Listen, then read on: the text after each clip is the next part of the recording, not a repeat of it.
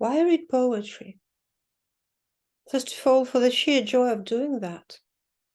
And this joy is very somatic.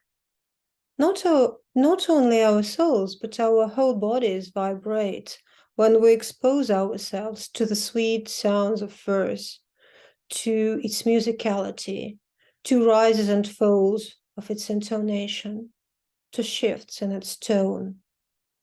Poetry regulates our breathing, which gets in tune with the metrical pattern of a poem, thereby regulating our whole parasympathetic nervous system. Poetry calms and quiets us. But not only that, poetry fuels us as well.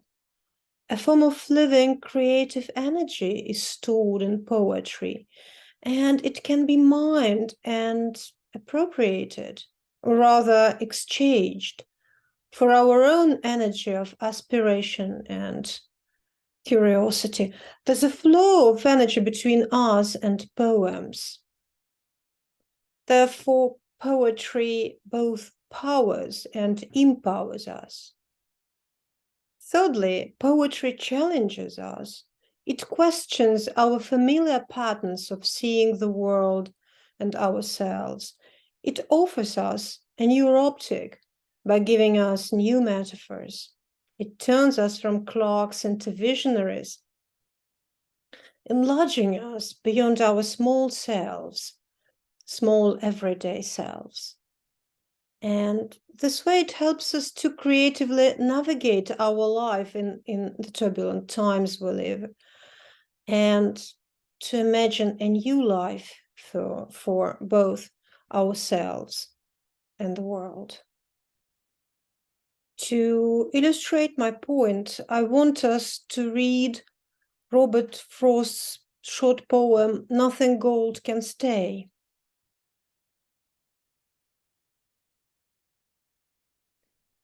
Nature's first green is gold, her hardest hue to hold. Her early leaves are flower, but only so an hour. Then leaf subsides to leaf. So Eden sank to grief. So dawn goes down to day. Nothing gold can stay. To start with, we can feel that it affects us somatically by its pace. We can feel the regularity of its meter. Nature's first green is gold. Ta-ta, ta-ta, ta-ta. Her hardest hue to hold. Ta-ta, ta-ta, ta-ta. It's iambic trimeter. And we can also see that the poem is rhymed, which also adds to the feeling of delight it gives us. Now let's look at its musicality. I want us to find alliterations in the first stanza of this poem. We talk of alliterations when we hear or see the same sounds or combination of sounds in two adjacent words. In the first line, nature's first green is gold, we hear combinations of gr and gl, and coming with it a beautiful image of two colors, beautiful combination of two colors, golden and green. And the phrase that comes as a paradox, green is gold. It strikes us as a paradox first, but then it conjures in our mind's eye an image of the first tender green of spring, tender green grass, tender green leaves. The second line is amazing in terms of alliterations, her hardest hue to hold. Out of 5 words in the line, 4 start with the sound her.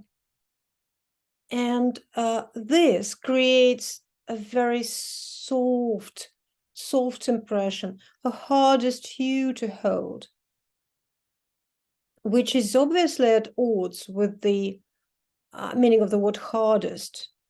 The word hue means color of or a shade. In the time of Shakespeare, it was used to describe human complexion, woman face's hue. Here, the poem talks about the first fresh, delicate color, like a hue of a baby's face that is so difficult to keep. Her early leaves a flower. We see and hear a combination of elf, full, alterating,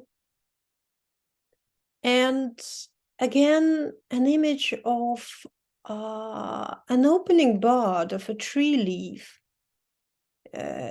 You can envision it as a flower, fragile, beautiful, delicate flower. The fourth line is flowing. It's made up of a lot of vowels, and it's all flow. But only so an hour. But only so an hour. Nature's was green as gold, her hottest hue to hold. Her early leaves a flower, but only so an hour. The first stanza creates in us a feeling of brevity, of transience, of that rare golden moments, almost an image of a golden age that is impossible to capture, to keep. It passes. And also a feeling of sadness, but only so an hour. Let's look at the second stanza. Then leaf subsides to leaf. It opens with an enigmatic line. We have two words leave here, and the verb subside, to subside, has two key meanings. To become less intense, as in my pain subsided, or to go down, to sink, as in flood waters are subsiding, like getting to a lower level. And what is the meaning of this phrase? Leaf becomes less intense and goes down to leaf. I think that we can read these two leaves as two different leaves. The first leaf is that mythological leaf of golden age, golden green. And the second leaf is just less intense, ordinary leaf. Here, leaf can be read as a symbol of intensity of some experience. And further on, Proust uses exactly or precisely those two verbs that dictionaries give as synonyms of subside, to sink and to go down. So Eden sank to grief. So dawn goes down today. In the third line, we see three alliterations. The dawn goes down today, and a play of words dawn and down. Dawn, sunrise, being a time, a fresh start, a fresh beginning, full of opportunities, as the sky is golden and golden, crimson gold. And then it's like a highest point of the day, the top point of the day, the most powerful point of the day.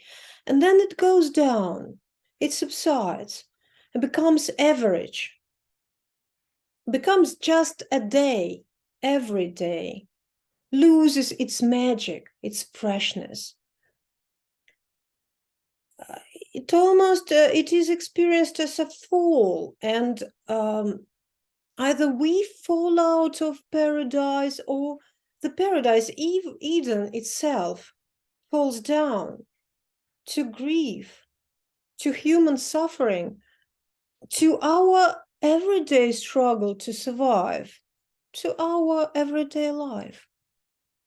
Nothing gold can stay. This poem can be read as a lament over the lost paradise, but I invite us to read as an invitation to appreciate the brevity and transience of our human experience, to seize and cherish those fresh golden moments of any new experience before we get used to them and they subside to average and familiar. To be grateful for our human existence in all its entirety. It's in its interplay of Eden and grief. I invite all of you to read poetry together in my new course, Poetry in Turbulent Times.